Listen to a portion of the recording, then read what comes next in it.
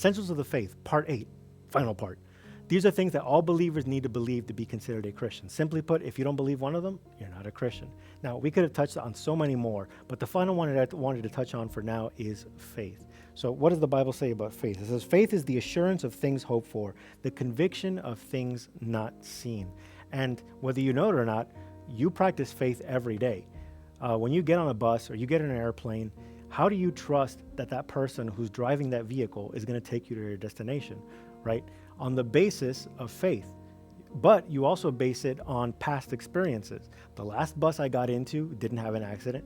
The last plane I was in didn't crash into the ground.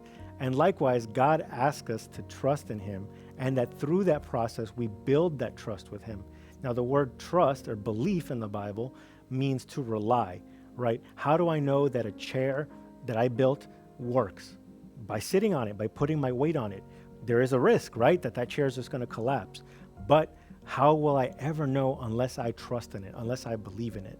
And so God has asked us to believe, to have faith.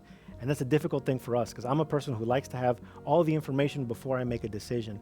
But God is asking us to make a decision based on faith, on trust, on reliability. The Bible says in Hebrews 11:6, and without faith it is impossible to please God. For anyone who would draw near to God must believe that he exists and that he rewards those who seek him. And so again, without faith it is impossible to please God. Every believer needs to live and make decisions based on faith.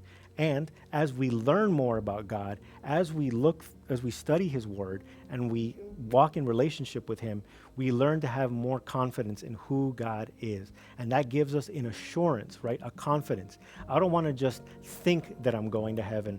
I want to know that I'm going to heaven. I want to know that there is something for me on the other side of a deathbed, right? So the promise that we have from God requires faith. And as much as maybe we would like to have more proof or have more things, God is always going to ask us to make a decision beyond our perception, right? That we walk by faith and not by sight. God bless you.